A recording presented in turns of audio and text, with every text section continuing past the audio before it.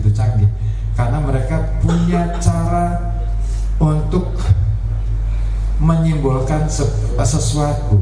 Kayak tadi yang sempat dibahas sama Bu Vina, bisa naik nogo dan lain sebagainya. Bagi saya adalah itu simbolik. Oh enggak fakta numpak nogo, numpak nogo jadi angkleng dharma, dari angkleng dharma. Ini simbolik. Apa yang muncul di dalam teks-teks naskah manuskrip kayak misalkan manakib itu rata-rata berupa simbolik. Misalnya ono wali iso salat apa ki zuhur ning kene, maghrib ning Jeddah misalnya. Itu simbolik, artinya apa? Hubungan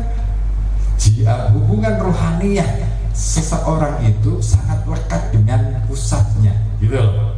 Pengen ngomong gitu, cuman orang tekan detailnya memang Jawa zaman semono, orang tekan pikirannya, ben gampang akhirnya ngono loh, gitu loh. Kayak misalkan saya ketika Siti Jenar ngomong ke Manunggaling Allah Gusti, wah kan itu repot kuwi, marai repot sak donya kuwi. Wali Songo rapat nganti Sunan Giri, rapat ngejaki wali-wali liyane iki piye iki, murid siji kok rada mursal iki kan ngono kuwi. Ha piye? Harus ditindak piye ngono. Iki nek ora ditindaklanjuti bahaya kan. Akhirnya kan diutuslah Sunan Kalijaga. Waktu itu sebenarnya Sunan Kudus yang mendapatkan perintah di awal, tapi Sunan Kudus itu agak sedikit naik Sunan Kudus itu rodok keras, jadi angel lagi pendekatannya. Maka kemudian dialihkan ke Sunan Kalijaga. Tapi dugaan saya Sunan Kalijaga, coba deh dicari peta dakwahnya, perjalanan dakwah antara Sunan Kalijaga dengan Syekh Siti Jenar sama. Muhammad Tawing, angel. Ada ajaran dalam Jawa itu yang mengatakan bahwa wayang Gatotkaca itu kan ketika lahir untuk motong hari-hari ini nganggo warongkoni keris yang ada di tangannya siapa sing iso mateni Gatotkaca, anake Kunti sing sadurunge Yudhistira, alah Karna. Ya Allah, kan cerita wayang wis ora ngerti to kan yo wong Jawa ora ngerti cerita wayang repot iki. Karna. Nah, itu sebenarnya ketika Gatotkaca sudah dikasih wanti-wanti, jangan sampai ketika kamu perang atau berhadapan-hadapan dengan seorang ksatria itu yang pegang keris yang ada yang itu menjadi tempat yang warongkonya itu ada di tubuhmu. Kenapa? Ya karena itu tadi dia akan mati oleh keris itu. Tapi oleh seorang Sucipto Hadipurnomo, wah ini kakak tingkat saya, dia lulusan sastra Jawa. Dia mengatakan bahwa ini simbolik apa? Bahwa kesaktian seseorang ataupun kehebatan seseorang, siapa yang bisa mengalahkan adalah dirinya sendiri. Itu. Jadi keris itu dalam simbol kesaktiannya Gatotkaca. Jadi Gatotkaca ini mati duduk karena dipateni Karna, tapi dia mati terbunuh karena dia tidak menyadari bahwa itulah kunci dari kesaktian dia. Maka dia mati di medan perang. Nah, ngono kuwi. Wah, iki sangar aku. Layak aku. Oke. Nah, itu dia. Kita punya kesempatan untuk berdialog dengan alam semesta. Suatu ketika saya pernah jalan-jalan ke Petung Kriyono malam-malam di tengah hutan. Jadi tanpa lampu dan kita tidak pakai tenda, sengaja nek arep ketemu macan ya wis sisan tarung ngono lah. Menyerahkan diri pada kematian ngono loh. Terus saya berempat itu duduk di tengah hutan hanya mengamati kawasan pegunungan yang ada di Petung Kriyono. Karena konon, kan ini baru konon kan. Nah, menurut mitosnya pegunungan di daerah Petung ini kan dijaga oleh naga. Wah, itu ceritanya ngono.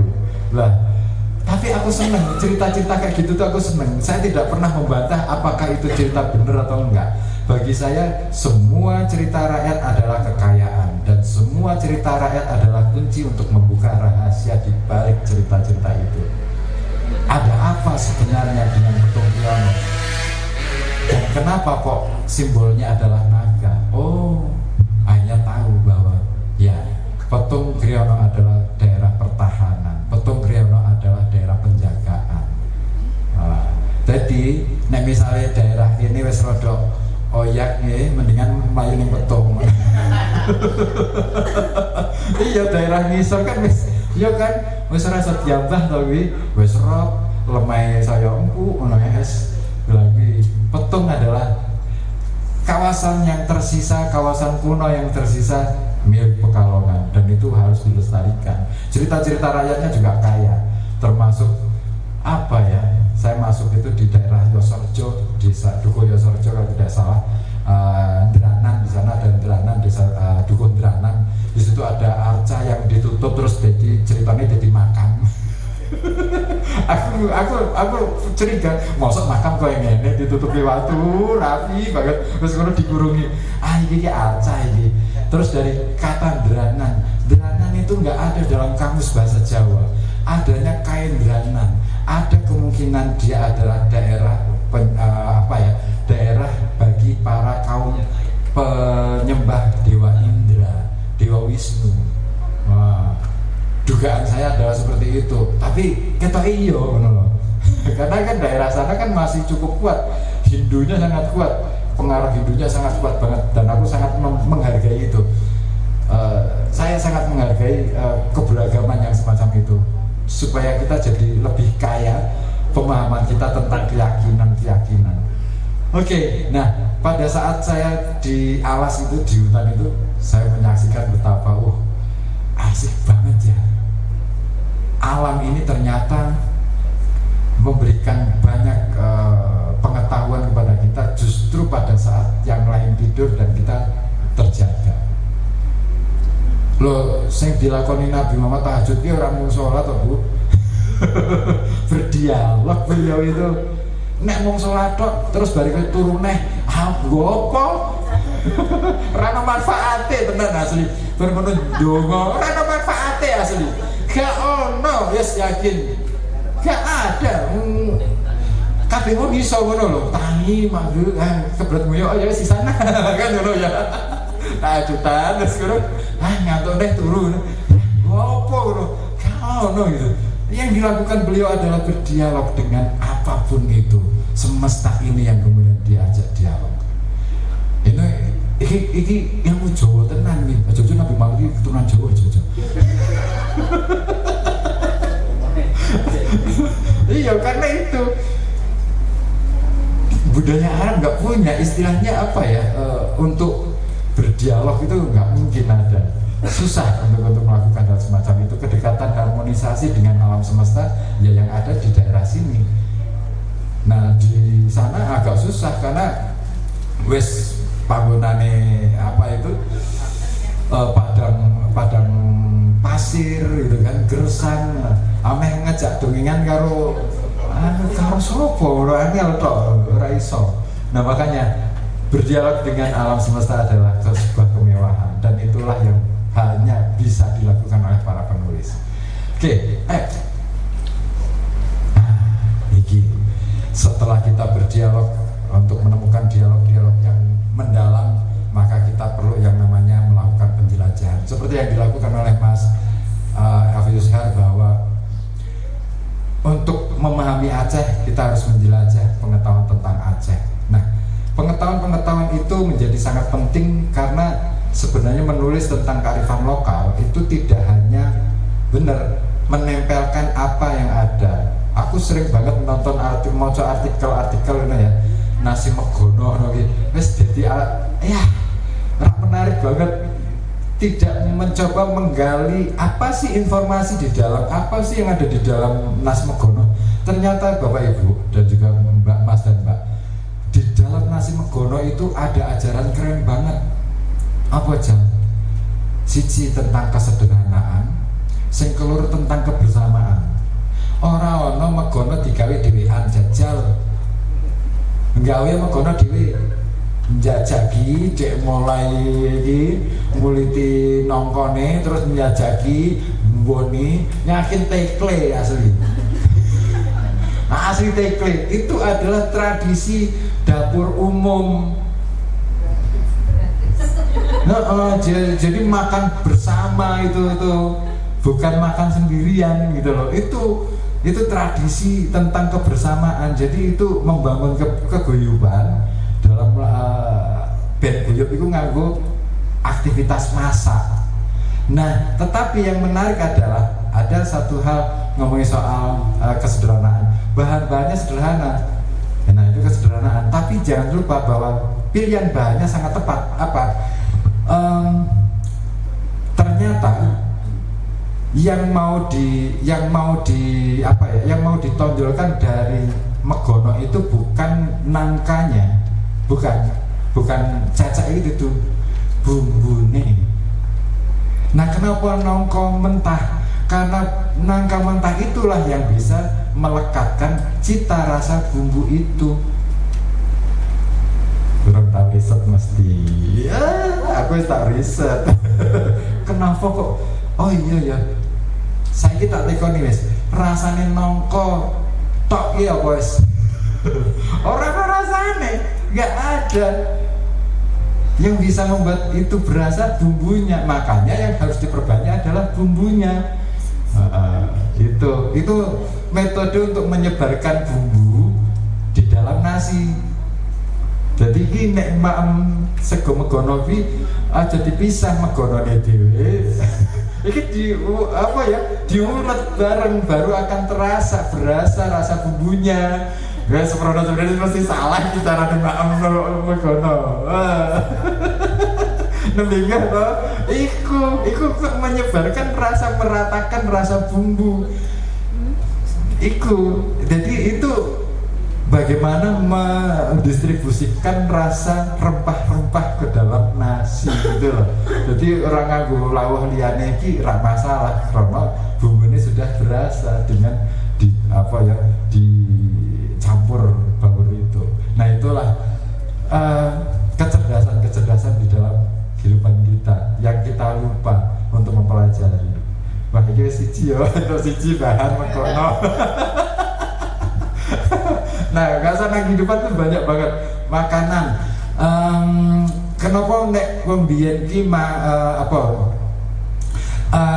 masak itu pakai kayu atau apa, nah atau pakai yang lain, itu pasti ada pengetahuan yang mendasar.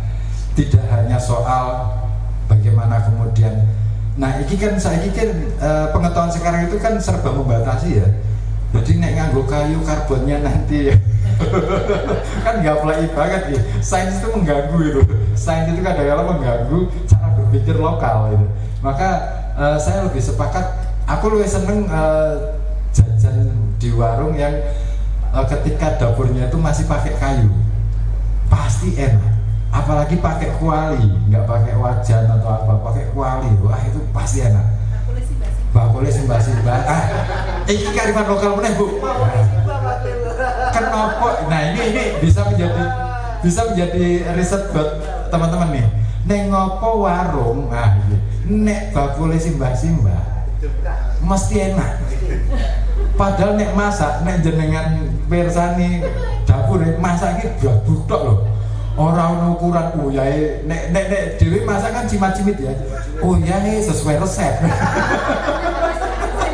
Iya kan? Setengah sendok teh. Nonton berdirasake kok cemplang. Itu selalu seperti itu. Tapi bagaimana dengan ibu-ibu yang sudah sepuh? Masak saenake dhewe. Seolah-olah itu dia nggak lagi ngomong soal takaran, dan itulah hidup yang sesungguhnya. Kita nggak perlu kok pakai takaran-takaran dalam kehidupan kita. Itu pengingat bagi kita yang masih muda-muda loh. Oh iya ya, wong tua biyen ki ngeflow aja saya hidup, tapi asik aja deh. Apa yang dihasilkan pasti enak. Ibu-ibu nek masak tak make ngerajang drama iki kepok koyo ngopo. Yo sak-sake tipis sepuluh dulu. Tak ukur. Aku naik ngajak Brambang tipis-tipis kok rasanya beda ya. Ya itu tadi, karena kita terlalu banyak mengukur segala sesuatunya dari sisi fisik, sehingga kita lupa bahwa ada cinta di dalam setiap rumusan hidup itu tadi. Nah, menulis itu adalah syaratnya adalah dengan cinta. Next, jelajahi dan selalu masalah. Yuk, di. Nah, disinilah kita akan menemukan bahwa ternyata menulis itu adalah jalan menuju penyembuhan. Seringkali kita lupa bahwa kita kan sering ngeluh ya. Nek ono masalah sithik ngeluh, nek ono masalah sithik ngeluh, nek ono masalah sithik ngeluh. Justru keluhan itu kalau nggak ditulis itu malah menjadi-jadi. Mesti pingin cerita karo kancane liyane. Oh kae urung krungu kae. Oh sih kae urung krungu. Tak rungoni ya. Akan semakin banyak teman yang pingin kita kabari tentang rasa kekesalan kita, rasa kekecewaan kita, rasa sedih kita, sampai akhirnya habis tenaga kita untuk hanya ngomongin tentang rasa kekecewaan. Padahal sekali kita nulis selesai, clear. Status apa maneh. Ini penyakit ibu. Kaya bojoku tenan. Ora apa-apa, aku biasa. Aku sering mengingatkan beliau, mbok wis rasa di status, ngono wae kok di status. Iki nek kowe nyetatus ngono ki menandakan bahwa dirimu itu menjadi makhluk yang rapuh. Hatimu bukan terbuat dari terigu gitu. Ya ngapain juga. Wis toh, gue nek pengen cerita karo aku, kok tak tuliske. Nah, biasanya ngono. Dia cerita, aku sing nuliske, mergo dia terasa sregep nulis. Wis tak tuliske, ki hasil ceritamu. Terus tapi itu menarik, akhirnya menjadi dialog gitu. Akhirnya menjadi dialog antara saya dengan beliau. Jadi oh, jebule ngene to. Iya. Nah, karep-karepmu arep ngoreksi dirimu apa meng ngoreksi wong liya. Kan ngono tok. Pilihannya kan hanya itu. Nah, itu akhirnya jadi dari situlah kemudian dia akhirnya mulai lambat laun dia mulai meredam emosinya. Dan ingat, penyakit paling parah adalah ketika kita tidak bisa mengontrol emosi. Nah, menulis itu adalah bagian dari cara untuk mengontrol emosi kita. Saya kalau habis selesai kerja, paling tidak harus menyisakan waktu orang-orangnya 2 jam Bapak Ibu, 2 jam untuk menulis di hadapan laptop. Harus saya tulis ya, orang kita nulis paragraf, 2 paragraf tentang apa yang hari tadi saya kerjakan. Nah, siapa tahu ada hal yang menarik untuk diulik lebih dalam lagi. Oh, sering banget saya mendapatkan bahan untuk menulis, entah itu fiksi, entah itu artikel ya, justru dari catatan-catatan saya. Nah, apa meneh pas saya siaran di radio, kebetulan ada yang telepon, terus cerita, wah menarik, ceritanya pasti menarik. Ono cerita tentang bar anake loro panas, saya bilang. Itu menarik banget bagiku. Wih, asik ya, menjadi ibu-ibu tuh kayak gini ya. Oh, menjadi bapak-bapak itu kayak gini ya. Sampai ono sing cerita tentang waktu dia naik sepeda terus kecemplung ning kolang-kolang ya, jadi cerita. Jadi itu hal yang natural dan itu menurut saya jauh lebih membuat saya lega, dan penelpon pun juga merasa lega karena sudah bisa bercerita dengan saya. Itu luar biasa. Saya dapat bahan itu banyak dari situ. Makanya disitulah kita akan menemukan jalan penyembuhan. Next, yuk.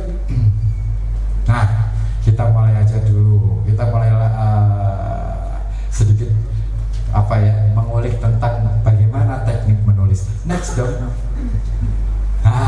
Nek dengan wajah yang satu ini pasti sudah tidak asing toh. Siapa namanya? Najwa Shihab. Kira-kira iki meh tak gawe latihan tenanan ki cok suwi. Harus mendeskripsikan. Gini aja deh. Dari apa yang kita lihat tentang foto beliau, apa yang membuat beliau itu unik atau menarik? Apanya? Yuk dimati sih. fisiknya apa yang menarik?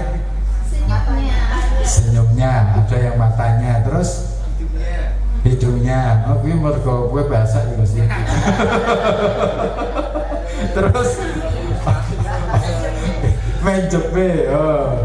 Terus apa lagi? Alisnya, oke.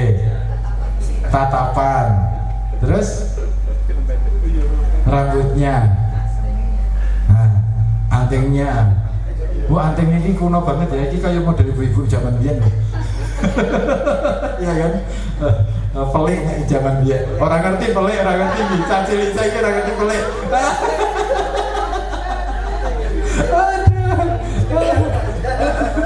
Pelik itu giwang yang tidak ada ontalan tilik gitu loh.